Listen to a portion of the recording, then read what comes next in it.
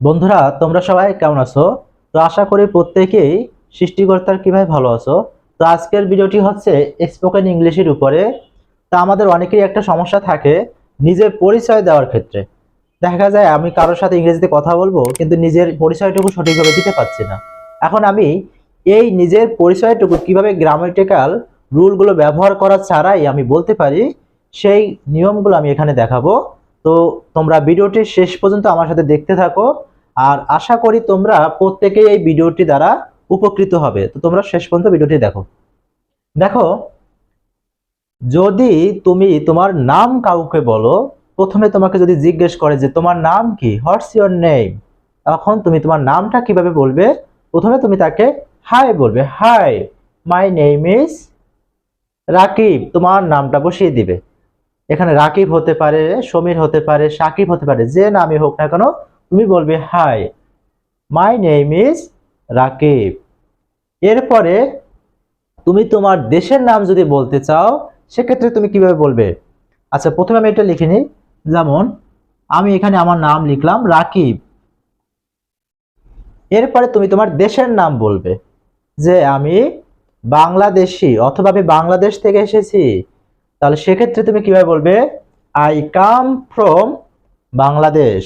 I come from Bangladesh. আচ্ছা,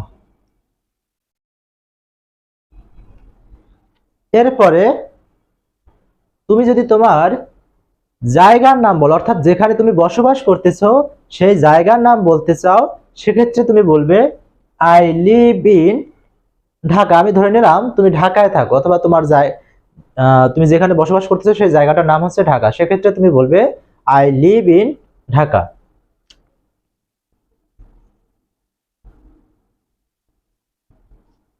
আচ্ছা, এখন তুমি যদি তোমার বয়স বলতে চাও, সেক্ষেত্রে তুমি কিভাবে বলতে পারো? I am 20 years old. যদি তোমার বয়স 20 বছর হয়ে থাকে, সেক্ষেত্রে তুমি বলবে আই অ্যাম 20 ইয়ার্স ওল্ড। যদি তোমার বয়স 25 বছর হয়, সেক্ষেত্রে তুমি বলবে আই অ্যাম 25 ইয়ার্স ওল্ড। যদি তোমার বয়স 30 বছর হয়, সেক্ষেত্রে তুমি বলবে আই অ্যাম 30 ইয়ার্স ওল্ড। তো আমি এখানে বললাম আই অ্যাম 25 ইয়ার্স ওল্ড।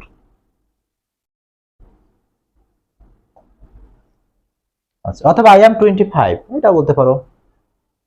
এরপরে যদি তুমি তোমার শ্রেণীর নাম বলো, যে আমি পঞ্চম শ্রেণীতে পড়তেছি, আমি পঞ্চম শ্রেণীতে পড়ি, অথবা আমি দশম শ্রেণীতে পড়ি, সেক্ষেত্রে তুমি কিভাবে বলবে? সেক্ষেত্রে বলবে I M a student at class 9, অথবা বলতে পারো class 10। I M a student at class 10, অথবা বলতে পারো I M a student at class 12। তুমি যেভাবেই বলো না কেন, তাহলে সেক্ষেত্রে বলবে আই এম এ স্টুডেন্ট। আমি যদি বলি I M a student at class, আচ্ছা, at ক্লাস 10। এই যে। তো এরপরে তুমি যদি তোমার প্রিয় বিষয়ের নাম বলতে চাও, যে যে বিষয়টা তোমার খুব ভালো লাগে, সেক্ষেত্রে তুমি এখানে বলবে মাই ফেভারিট সাবজেক্ট ইজ।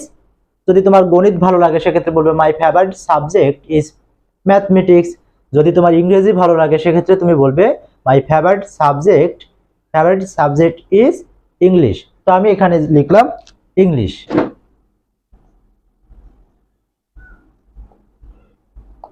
আচ্ছা, এরপরে যদি তোমার অনেক কিছু শখ থাকে, সেই শখের বিষয়গুলো লিখতে পারো।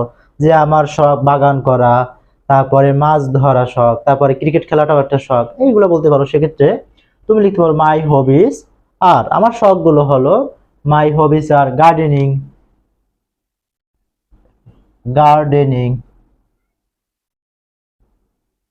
তারপরে ফিশিং, মাছ ধরা। এখানে তোমার মতো করে তুমি বলবে, কারণ তোমার শখ আর আমার শখ কিন্তু মিলবে না। আমি এখানে একটা বানিয়ে একটা লিখে দিলাম জাস্ট বোঝানোর জন্য। তুমি গার্ডেনিং লিখবে, তোমার যে শখগুলো সেগুলো লিখবে। লিখবে হলো এইভাবে মাই মাই হবিস, আর গার্ডেনিং হতে পারে, তারপরে ফিশিং হতে পারে, এগুলো। তারপরে তুমি তোমার অবসর সময় কোন খেলা পছন্দ করো, সেটা তুমি কিভাবে বলবে ইংরেজিতে? ইন মাই ফ্রি টাইম, আমার অবসর সময় আই অলসো এনজয় ফুটবল। যদি তুমি ফুটবল পছন্দ করো, সেক্ষেত্রে তুমি বলবে যে in my free time I also enjoy football অথবা ক্রিকেট বলতে পারো। তাহলে আমি এখানে লিখলাম in my free time I also enjoy football.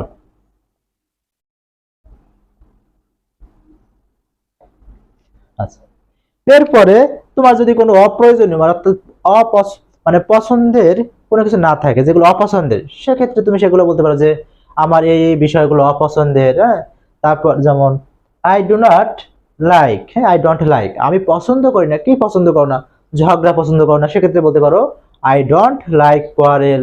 তারপরে তুমি আহ অন্য যে কোনো বিষয় তোমার যেটা পছন্দের না সেটা তুমি এভাবে বলবে যে আই ডোন্ট লাইক, যেটা বলো।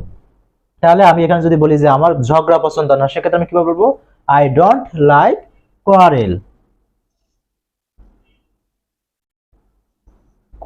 আচ্ছা, এরপরে এখানে আমি লিখি তোমার যদি কোনো প্রিয় খাবার থাকে সেটা তুমি কিভাবে বলতে পারো, বলবে আর কি যে আমার প্রিয় খাবার। হ্যাঁ, তারপর তোমার ড্রিঙ্ক হতে পারে মানে পানীয় যে জাতীয় খাবারগুলো, তাহলে সেক্ষেত্রে যদি তোমার পানীয় হয় সেক্ষেত্রে লিখবে মাই ফেভারিট ড্রিঙ্ক। তারপরে তোমার খাদ্যের ক্ষেত্রে সেক্ষেত্রে কিভাবে বলবে যে my favourite food is fish, আমার প্রিয় খাবার হচ্ছে মাছ, এটা বলতে পারো। অথবা তোমার যেটা প্রিয় খাবার সেটা এখানে লিখে দিবে যে মাই ফেভারিট ফুড ইজ, তাহলে আমি এখানে লিখে দিলাম ফিশ। আমার মতো করে তুমিও তোমার পছন্দের খাবারটা, প্রিয় খাবারটা এখানে লিখে দিবে। তাহলে এইভাবে করে কিন্তু তুমি কারোর মানে কন্টিনিউ কারোর সাথে কথা তোমার পরিচয়টা দিতে পারবে কিন্তু তোমার সম্পর্কে। তাহলে my favourite food is fish. তো দেখো বন্ধুরা, এরপরে তুমি যদি তোমার মানে তোমার কি ধরনের মুভি পছন্দ সেটা যদি বলতে চাও কারোর সাথে, তো সেক্ষেত্রে তুমি সেটা কিভাবে বলবে যে আই লাইক অ্যাকশন মুভি, যদি তুমি অ্যাকশন টাইপের কোনো মুভি পছন্দ করো। তারপর তুমি যদি কমেডি টাইপের মুভি পছন্দ করো সেক্ষেত্রে বলবে যে আই লাইক কমেডি মুভিজ। তারপরে তুমি যদি কোনো ভূতের ছবি পছন্দ করো সেক্ষেত্রে তুমি বলবে আই লাইক হরর মুভিজ। এরপরে দেখো, আচ্ছা এরপরে তুমি যদি তোমার কোনো প্রিয় গায়কের নাম বলতে চাও সেক্ষেত্রে তুমি কিভাবে বলবে যে মাই ফেভারিট সিঙ্গার ইজ, তোমার যে কোনো সিঙ্গারের নাম বলবে, সেটা বলবে হলো যেমন আমি যদি বলি এভাবে যে my favourite singer is Arijit Singh, সেক্ষেত্রে আমি বলবো এইভাবে my favourite singer is Arijit Singh, Arijit Singh. আচ্ছা, এরপর এখানে তুমি এটা দিতে পারো অ্যাকশন মুভি, তোমার মতো করে তুমি এগুলো বলবে। তারপরে এখানে যদি বলো যে তুমি ইংরেজি কেন পড়াশোনা করতেছো, বাংলা কেন পড়াশোনা করতেছো, তারপরে তুমি ম্যাথ গণিত কেন পড়তেছো, এইভাবে যদি বলো সেক্ষেত্রে তোমার মতো এইভাবে বলবে। যেমন এখানে আমি বলেছি যে আই স্টাডি ইংলিশ, আমি ইংরেজি পড়াশোনা করতেছি, ইংরেজি পড়তেছি কেন পড়তেছি, কারণ because I love to improve English, আমি ইংরেজিতে আরো দক্ষ হতে চাই, এটার জন্য। তারপরে তুমি যদি চাও যে তুমি যদি এটা বলতে চাও আমি ভবিষ্যতে কি হতে চাই, সেটা তুমি কিভাবে বলবে তাকে, সেক্ষেত্রে বলবে তুমি যে I would like to be a singer, আমি একজন গায়ক হতে চাই। I would like to be a doctor, আমি একজন ডাক্তার হতে চাই। I would like to be an engineer, আমি একজন ইঞ্জিনিয়ার হতে চাই। তাহলে এইভাবে করে তুমি তোমার যে নিজের পরিচয় দেওয়াটুকু সেরে নেবে। আশা করি তোমাদের এই যে আমি যে কয়েকটা টপিক মানে কথা বললাম এগুলো যদি তুমি ভালোভাবে বুঝে থাকো তাহলে আশা করি কারোর সাথে তুমি নিজের পরিচয়টুকু দিতে পারবে। আর তোমাদের যদি এই ভিডিওটি ভালো লাগে তো অবশ্যই চ্যানেলটিকে সাবস্ক্রাইব করে নিও, কারণ তোমাদের জন্য এই ভিডিওগুলো করা। আর তোমরা যদি পাশে থাকো তাহলে আমিও অনেক অনুপ্রাণিত হই, আর তারপরে ভবিষ্যতে আরো এই ধরনের ভিডিও দেওয়ার চেষ্টা করবো তোমাদের এই অনুপ্রেরণার দ্বারা। তোমরা অবশ্যই চ্যানেলটিকে সাবস্ক্রাইব করবে, তোমাদের এই সাবস্ক্রাইবের ফলে আমার কষ্টটুকু সার্থক হয়।